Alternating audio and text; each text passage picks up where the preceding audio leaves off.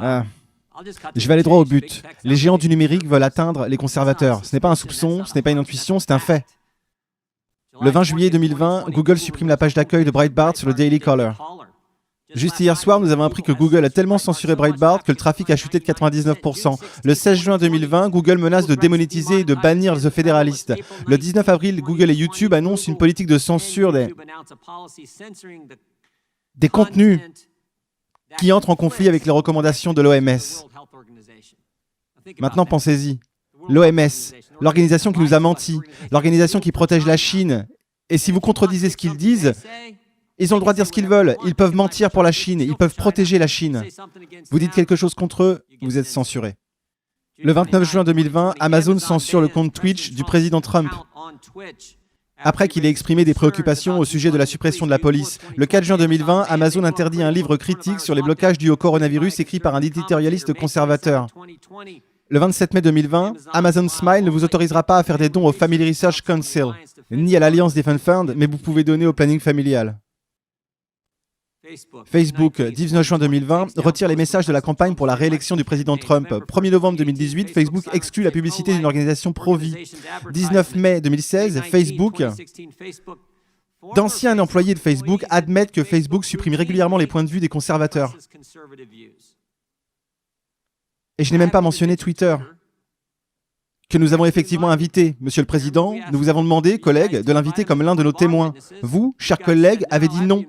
Je n'ai même pas mentionné qu'il y a 2 ans, et ils ont shadowban 2 membres de ce comité. 4 membres du Congrès ont été shadowban il y a 2 ans. 435 d'un côté, 100 de l'autre. En tout, 535. Et seulement 4, Gates, Meadows, Noon, Jordan, seulement 4 ont été shadowban. Et bien sûr, que nous dit Monsieur Dorsey? Il a dit « Oh, c'était juste un bug dans notre algorithme ».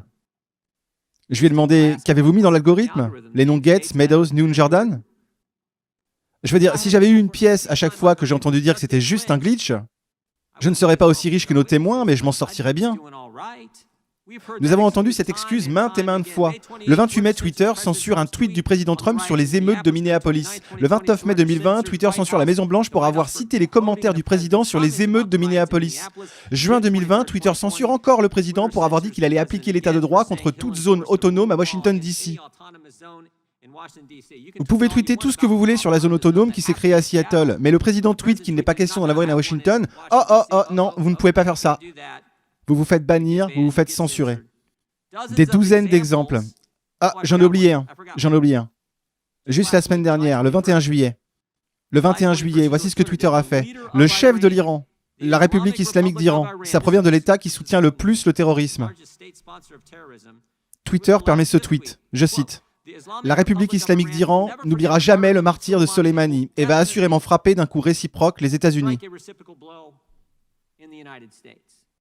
Donc vous pouvez menacer les citoyens de ce grand pays, le leader de l'État qui soutient le plus le terrorisme, il n'y a pas de problème. Mais oh, le président dit qu'il ne va pas permettre une zone autonome à DC et il se fait censurer. Toutes sortes d'exemples. La plupart d'entre eux datent de cette année, et c'est ce qui est, je pense, essentiel pour nous tous de comprendre. La plupart d'entre eux sont de cette année, une année électorale, et c'est ce qui me préoccupe, ainsi que tant d'Américains. Parce que nous avons vu ce que Google a fait en 2016. Nous savons tous au sujet de l'email le jour après l'élection, où les hauts dirigeants de Google ont enchaîné des emails où ils ont parlé du don secret que Google a fait pour la campagne de Clinton. Dieu merci, ce n'était pas suffisant, et malgré leurs efforts pour aider Clinton, le président Trump a gagné. Mais nous sommes 97 jours avant une élection. Et le pouvoir, tout comme l'ont précédemment dit le président et les membres du haut rang, la puissance que ces entreprises ont pour influencer ce qui se produit pendant une élection, ce que les citoyens américains peuvent voir avant leur vote, est sacrément important. C'est pourquoi cette audience du comité est importante. Vous voyez, nous pensons tous que le marché libre c'est super, nous pensons que la concurrence c'est super. Nous apprécions le fait que ce soit les compagnies américaines, mais ce qui n'est pas super, c'est de censurer les gens, censurer les conservateurs et essayer d'avoir un impact sur les élections. Et si ça ne s'arrête pas, il y aura des conséquences. Il est forcé qu'il y ait des conséquences. C'est ce qui me préoccupe et je pense préoccupe tant d'Américains. Alors j'ai hâte d'entendre notre témoin, Monsieur le Président.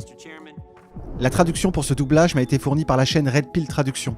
Je vous invite vivement à vous y abonner, et si vous souhaitez continuer sur le sujet, je vous invite à écouter l'interview de cet ancien employé de Google, Zach Vorhies, dont Red Pill a fait les sous-titres. Je remercie chaleureusement toutes les personnes qui me soutiennent, que ce soit via PayPal ou Tipeee. N'oubliez pas de vous abonner, d'activer la cloche et bien sûr de partager. À très bientôt.